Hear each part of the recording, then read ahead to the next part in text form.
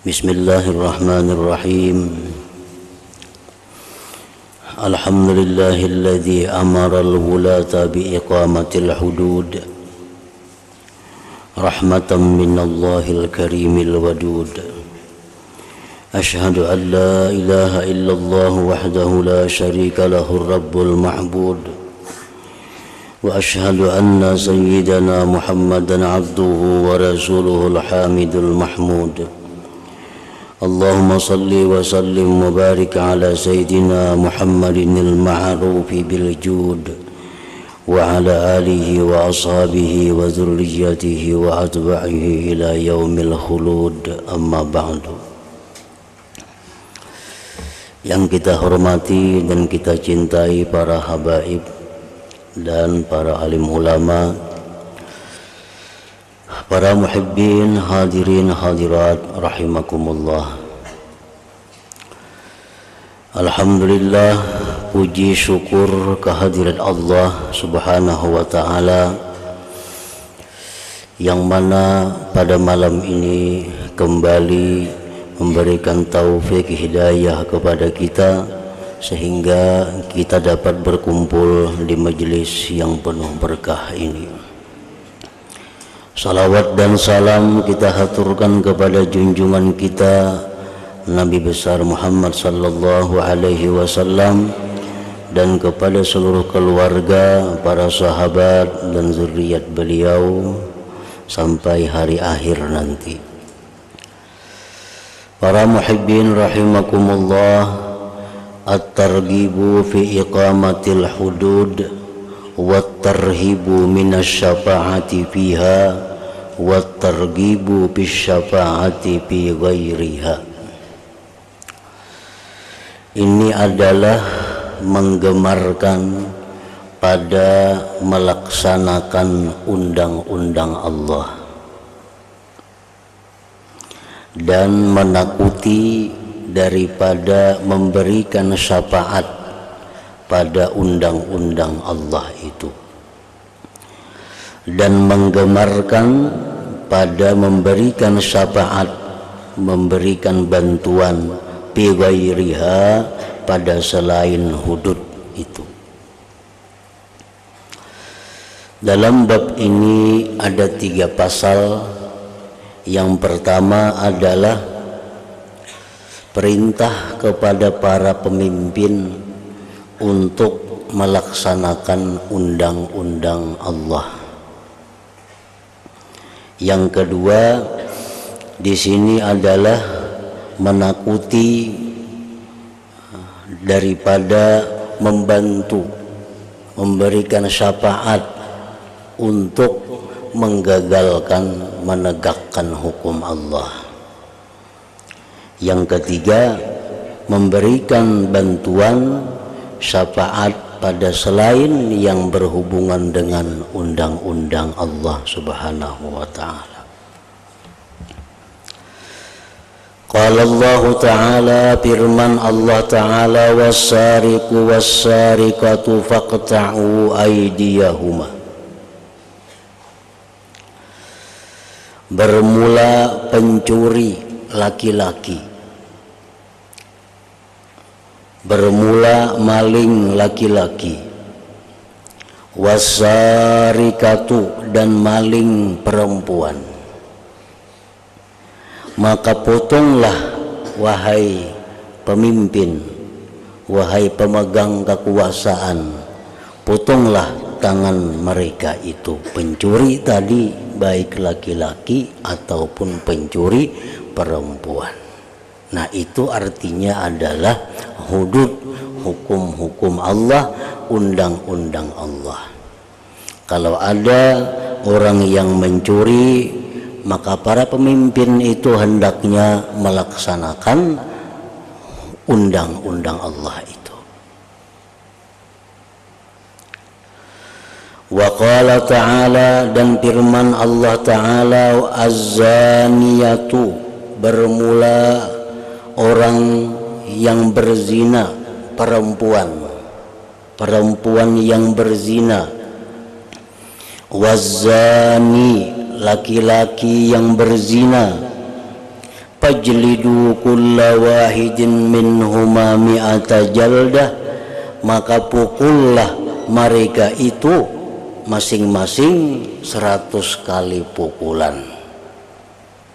Baik yang berzina itu perempuan atau yang berzina itu laki-laki, maka dihukum dipukul dengan cambuk sebanyak 100 kali. Wala ta'khuzkum bihi ra'fatun fi dinillah, dan janganlah mencegah akan kalian dengan keduanya itu kasihan pada agama Allah. In kuntum tu'minuna billahi wal yaumil akhir, jika kalian beriman dengan Allah dan hari akhir. Wal yashhad azabahuma ta'ifatum minal mu'minin, dan hendaklah menyaksikan hukuman keduanya itu sekelompok daripada orang-orang yang beriman. Nah, para muhibbin rahimakumullah, ini hukum Allah kepada orang yang berzina. Orang berzina itu laki-laki kah, perempuan kah?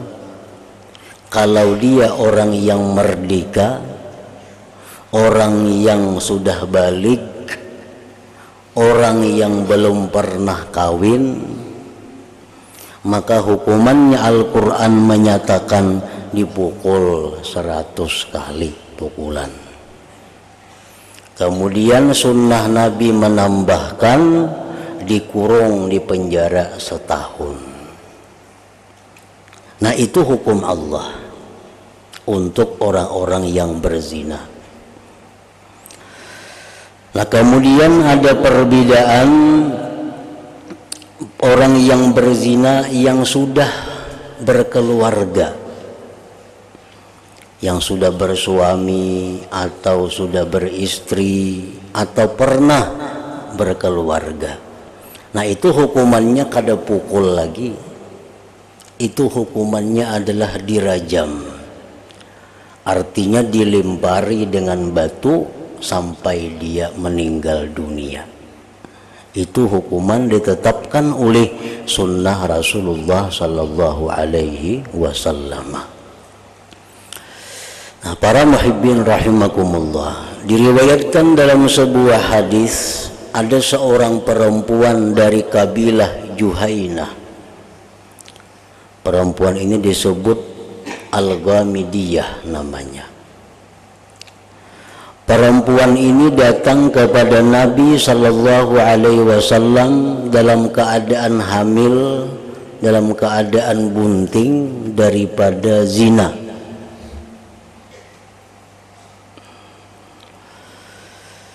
Lalu perempuan tadi mendatangi Rasulullah sallallahu alaihi wasallam dan dia berkata, "Wahai Rasulullah, ulun telah melanggar hukum Allah. Ulun telah berzina. Maka laksanakanlah hukum Allah itu kepada ulun." Laksanakan hukum Allah itu kepada ulun. Nabi kita menjawab, ujar Nabi, panggilkan walinya perempuan ini. Dipanggillah walinya, dan Nabi berpesan kepada walinya itu, jaga baik-baik ini perempuan sampai dia melahirkan. Sesudah melahirkan, bawa dia kemari. Nah, kemudian perempuan tadi dibawa pulang oleh walinya, dijaga, dipelihara sampai melahirkan. Nah, sesudah melahirkan, perempuan tadi datang kepada Rasulullah sallallahu alaihi wasallam. Kemudian Nabi memerintahkan agar perempuan itu dirajam. Karena perempuan ini berzina padahal dia bersuami. Baru jimat maka dirajam. Dirajam artinya sampai mati. Begitu orang ini, perempuan ini meninggal dunia, Nabi ikut menyembahyangkannya. Nabi menyembahyangkan jenazahnya. Lalu Sayyidina Umar bin Khattab radhiyallahu anhu berkata kepada Rasulullah sallallahu alaihi wasallam, "Atusalli 'alaiha ya Nabi Allah wa qad zanat?" Wahai Rasulullah, apakah engkau ikut menyembahyangkan ini perempuan padahal dia telah berzina? Rasulullah sallallahu alaihi wasallam menjawab, "Laqad tabat taubatan law qusimat baina sab'ina min ahlil Madinah la wasi'athum wa hal wajadta abdala min anjadat binafsiha lillahi ta'ala." Ujar Nabi, kan dia sudah tobat. Dulunya berzina tuh bujur, sekarang sudah dirajam, mati, sudah tobat. Jikalau dibagi tobat ini seperempuan, itu mencukupi tobatnya 70 orang. Adakah engkau dapati, hai Umar, orang yang lebih mulia daripada orang yang mengorbankan dirinya karena Allah Subhanahu wa ta'ala? Nah, ini perempuan ingin membersihkan dirinya, ingin mensucikan dirinya yang pernah dikotorinya dengan berzina itu. Maka dengan adanya dirajam itu, maka selesai urusannya dan dia bersih menghadap Allah Subhanahu wa ta'ala. Nah, ini hukum Allah kepada orang-orang yang berzina itu. Hukum Allah ini apabila dilaksanakan di dalam dunia, maka orang yang dihukum itu bersih, selamat di akhirat. Kalau yang dilaksanakan bukan hukum Allah, itu di akhirat kada selamat. Misalnya ada orang berzina lalu dipenjara 10 tahun, keluar, apakah habis dosanya? Apakah di akhirat dia selesai? Tidak demikian, karena yang dilaksanakan itu bukan hukum Allah Subhanahu wa ta'ala. Nah, para muhibbin rahimakumullah, jadi hukuman-hukuman perzinahan ini seringkali terjadi di zaman Rasulullah sallallahu alaihi wasallam. Bukan satu kali ini. Ada seorang ayah yang melaporkan anaknya kepada Rasulullah. Wahai Rasulullah, anak ulun ini tukang di rumah sebuah keluarga. Lalu anak ulun ini berzina dengan istri yang punya rumah itu. Bagaimana ini wahai Rasulullah?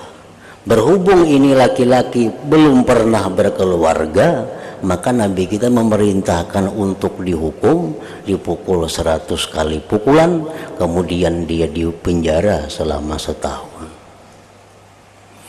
Nah, kalau ada orang mengaku seperti demikian, apakah secara otomatis perempuannya itu langsung dihukum? Tidak demikian. Nabi kita memerintahkan kepada sahabat, ujian Nabi, tanyakan kepada si perempuannya itu, apakah dia mengakui perzinahan atau tidak mengakui. Nah, kalau dia mengakui, rajam. Kalau dia tidak mengakui, ujar Nabi, maka ini laki-laki yang mengaku berzina dengan dia, tambah pukulan lagi. Selain hukum pukul zina 100 kali, tambah lagi pukulan haddul kadzab ngarannya. Nah, jadi kada secara otomatis. Kalau ada perempuan mengaku aku berzina dengan si fulan, nah perempuan ini dihukum. Si laki-lakinya pang ditakuni bahasa. Amunnya mengaku hanya dihukum. Kalau nya kada mengaku, maka perempuannya ditambah lagi hukuman. Di samping hukum zina, tambah lagi hukum mendakwa orang berzina. Karena mendakwa orang berzina itu, kalau tidak ada saksi 4 orang, maka dia akan kena hukuman. Nah, para muhibbin rahimakumullah,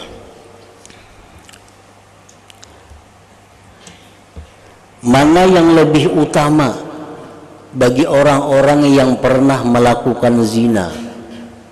Mana yang lebih utama? Apakah dia langsung datang kepada penguasa untuk minta dihukum agar dirinya bersih, atau dia berdiam merahasiakan perbuatannya?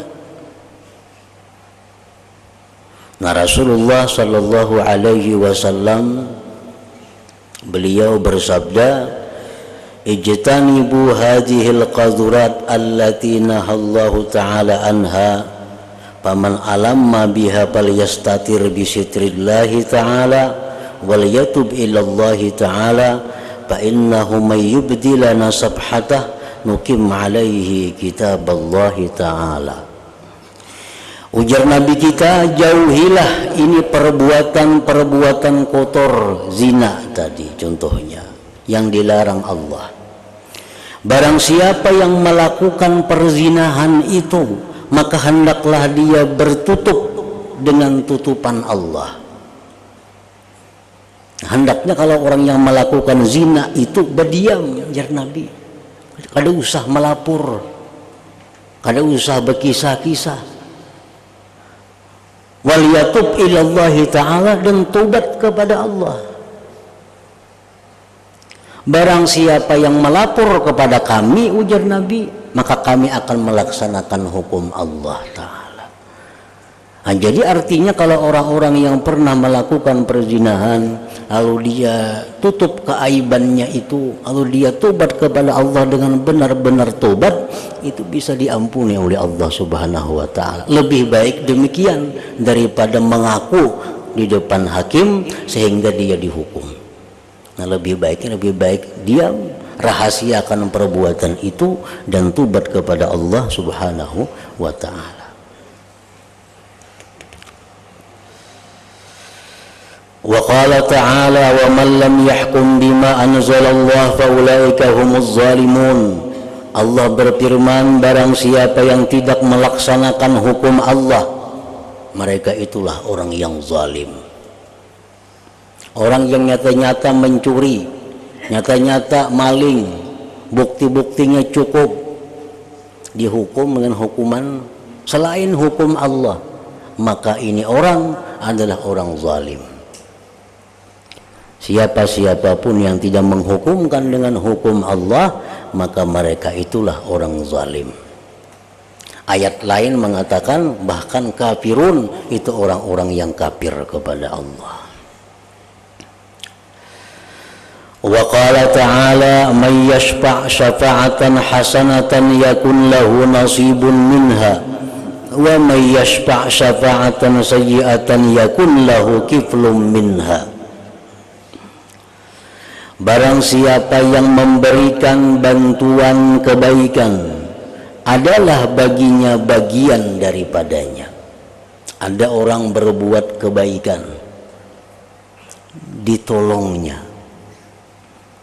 nah dibantunya, maka dia dapat bagian pahala itu, walaupun menolongnya dengan perkataan. Dan barang siapa yang menolong, membantu bantuan kejahatan, maka dia dapat bagian daripadanya. Walaupun sarupiah kita membantu satu kemaksiatan, maka kita dapat bagian daripada kemaksiatan itu.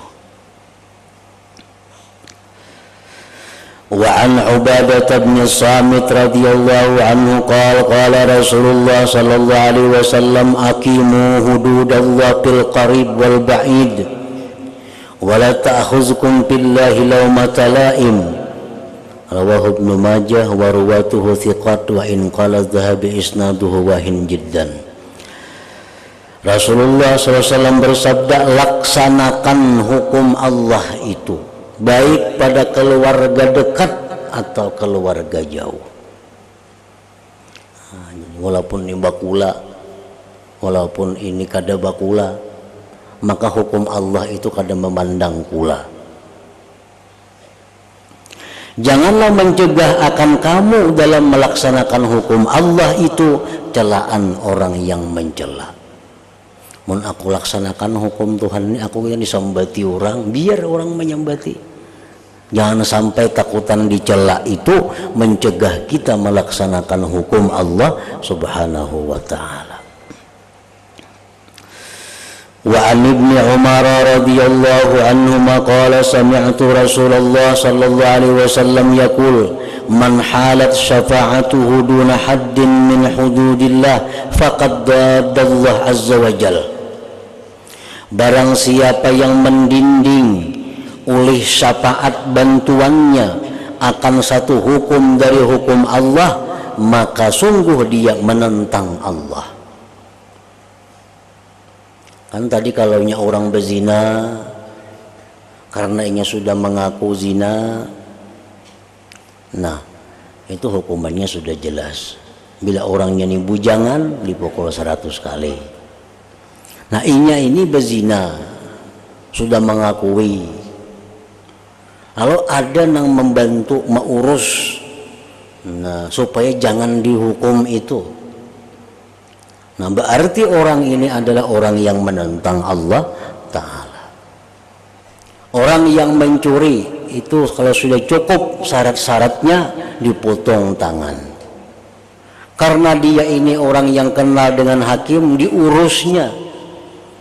Nah diurus sehingga kada jadi dihukum potong tangan. Nah ini orang berarti menentang Allah Subhanahu wa ta'ala. Karena hukum Allah itu kada ada tawar menawar, kada perlu diurus. Bila orang mencuri sekian demikian keadaannya, potong tangan.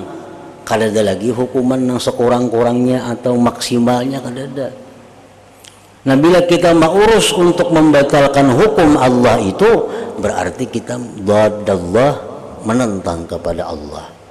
Lain dengan hukum kita. Hukum kita ini umatan kawa diurus. Kenapa? Karena ulahan Belanda. Nah orang yang mencuri dihukum maksimal misal 2 tahun, 2 hari bisa, karena hukumannya maksimal 2 tahun. Itu bepintaran mengurus. Kepintaran pengacaranya. Bila pintar pengacaranya bisa saja maling itu dihukum seminggu, bisa. Karena tulisannya orang yang mencuri maksimal dihukum sekian. Orang yang membunuh maksimal dihukum hukuman mati umpamanya. Nah, diurus jadi kawa 2 tahun. Nah, karena hukum kita ini hukum olahan manusia. Kalau hukum Allah itu kada ada kawa diurus. Orang membunuh bila demikian bunuh, kada kawa diurus lagi. Nah jadi kalau ada orang yang mau usahakan menolong membantu supaya diubah hukum Allah itu berarti dia menentang kepada Allah. Wa man khasama fi batilin wa huwa ya'lam lam yazal fi sakhatillah hatta yanzi'a. Barang siapa yang berperkara pada kebatilan, dia tahu dia batil, dia salah, maka senantiasa dia itu dalam kemurkaan Allah sampai dia berhenti. Ini tahu sudah seorang ini nyata salah. Nah, berperkara, nah ini Allah murka. Mestinya kalau sudah tahu seorang itu salah, kan usah diperkarakan. Nah, bujurakan ampun seorang. Misal perbatasan tanah misalnya. Nah, ini seorang ini sudah nyata, seorang ini salah. Seorang kan ada surat menyuratnya, orang ada surat menyuratnya, ada batasnya. Nah, dikaduakan, diperkarakan, seorang ini sudah nyata salah. Nah, ini Allah murka itu. Lain halnya kita dalam kebenaran. Nah, lalu kita dizalim orang, nah kita kaduakan, nah itu kada jadi masalah. Ini yang sudah nyata-nyata kita salah, nah kita nang mengaduakan, nah Allah murka itu. Senantiasa dalam kemurkaan Allah sampai dia berhenti itu. Wa man qala fi mu'minin ma laysa fihi askanahu Allah radghatal khabali hatta yakhruja mimma qala. Barang siapa yang mengatakan pada orang beriman sesuatu yang bukan padanya, bahasa kita memfitnah. Allah tempatkan dia dalam neraka kaina, pada tempat kotoran ahli neraka. Sudah di neraka, dianak pulang di jambannya orang neraka situ. Ini orang yang katuju memfitnah, hatta yakhruja mim maqal, sehingga dia keluar dari apa yang dia kata. Kecuali dia minta halal lawan nang difitnahnya itu, kemudian meralat kembali ucapannya memitnah itu, nah hanyar dia selamat. Kalau kada kayak itu, dia akan dimasukkan Allah dalam neraka, ditempatkan pada kotoran-kotoran ahli neraka. Rawahu Abu Daud wal lafzu lahu wa Tabarani bi isnadin jayyidin nahwu wa zada fi akhiri wa laysa bi kharij, wa rawahu al-Hakim mutawwala wa muhtasara wa sahhahahuma wa rawahu al-Baihaqi. Wa an Abi Musa al-Ash'ari radhiyallahu anhu qala kana an-nabiy sallallahu alaihi wasallam idza ataahu talibu hajatin aqbala ala julasaihi faqala isfa'u tu'jaru wa yaqdillah ala lisani nabiyyihi ma ahabba wa fi riwayatin ma sya'a. Adalah Nabi sallallahu alaihi wasallam apabila datang kepada beliau orang yang meminta hajat. Ada orang hendak minta gandum, ada orang hendak minta makanan, ada orang hendak berhutang duit. Nah, kalau Nabi kita memandiri orang yang di sekeliling sidin, isfa'u, ya Nabi bantu ini orang.